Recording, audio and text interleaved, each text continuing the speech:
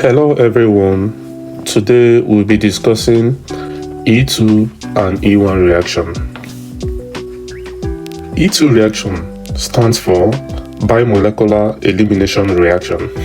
It is bimolecular because the rate of reaction is dependent on the concentration of the substrate and the base. Let us consider the mechanism of E2 reaction. In the mechanism of E2 reaction, the base takes up a proton from a molecule. The taking of the proton facilitates the leaving group to leave the molecule to form an alkene. So here, for the reaction to take place, the proton, which is the hydrogen, and the leaving group must be on the same plane and opposite to each other. This relationship is what we call anti-periplanar relationship or anticoplanar relationship. This anti-periplanar relationship between hydrogen and the leaving group is necessary for E2 elimination reaction to take place. In other words, anti-periplanar relationship simply means the hydrogen and the leaving group, they have to be on the same plane and opposite to each other. And again, E2 reaction mechanism requires a strong base which takes up the proton from the molecule, facilitating the leaving group to leave the molecule. Examples of strong bases used in E2 reaction are, we have the alkoxide ion and the hydroxide ion. Let us consider this example. Here, we want to deprotonate a proton, but we don't know which proton will be removed. Is it the one with dash or the one with weight? The first thing we have to consider is we have to consider the stereochemistry of the leaving group. The leaving group is in dash, meaning that the hydrogen that is opposite to the leaving group that is in dash is the hydrogen that is in weight. This means that it is only the hydrogen that is in weight form, that is the one with thick line.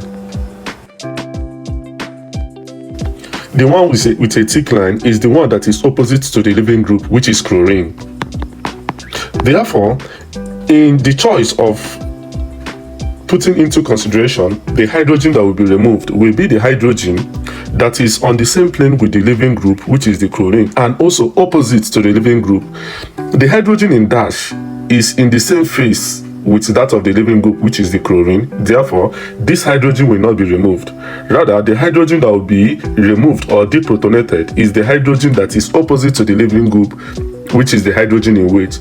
That is why we have this product formed.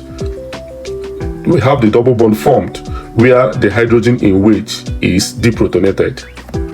Generally, when there is a possibility of forming more than one product, the more substituted alkene becomes the major product, while the less substituted alkene becomes the minor product.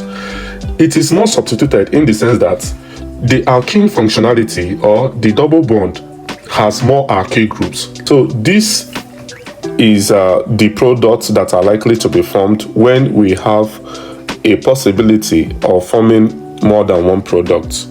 The double bond with more alkyl groups becomes the major product, while the double bond with less number of alkyl group, which is the less substituted, becomes the minor product. For sterically hindered base like LDA, known as lithium diisopropylamide, the less substituted alkene becomes the major product, while the more substituted alkene becomes minor product because of sterics. Another example of sterically hindered base is potassium tertiary butoxide. So these tertiary bases, they are very, very cumbersome. So when they react with a substrate that has the possibility of forming more than one product, the less substituted alkene becomes the major product, while the more substituted alkene becomes the minor product. So we should bear this in mind. Also, another important factor we have to consider is that E2 reaction requires a good leaving group. Generally, good leaving groups are conjugate bases of strong acid. This can be illustrated with an example. Hydrogen iodide is a very strong acid, its conjugate base, which is the iodide ion, is a weak base, and this weak base is a good leaving group. Other examples of good leaving group include the bromide and the chloride ion. Generally, poor leaving groups are strong bases. Example, the OH- and the NH2-. E1 reaction stands for unimolecular elimination reaction. E here stands for elimination, while the one here stands for unimolecular. This unimolecular reaction means that the rate of reaction is independent in the concentration of the base, but only depends on the concentration of the substrate. Let us consider the general mechanism of E1 reaction. In the general mechanism of E1 reaction, the leaving group lives on its own, especially when facilitated by heat. So the leaving group lives to create a carbocation, which the hydrogen of the carbocation is deprotonated by a base to form the alkene. In the mechanism of the E1 reaction, it depends on the stability of the carbocation.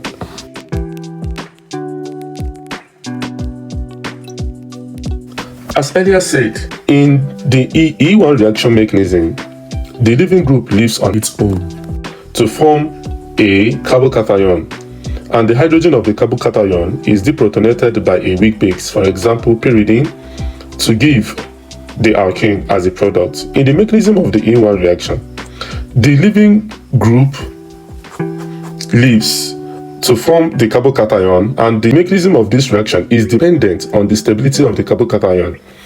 In the stability of the carbocation, the tertiary carbocation is the one surrounded by 3 alkyl substituents, while the secondary carbocation is the one surrounded by 2 alkyl substituents, and the primary carbocation is the one surrounded by only 1 alkyl substituent.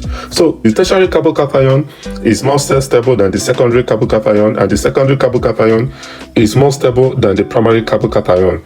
The reason for the stability of the tertiary carbocation is due to hyperconjugation. Hyperconjugation accounts for the major reason why tertiary carbocation is the most stable among secondary and primary carbocation.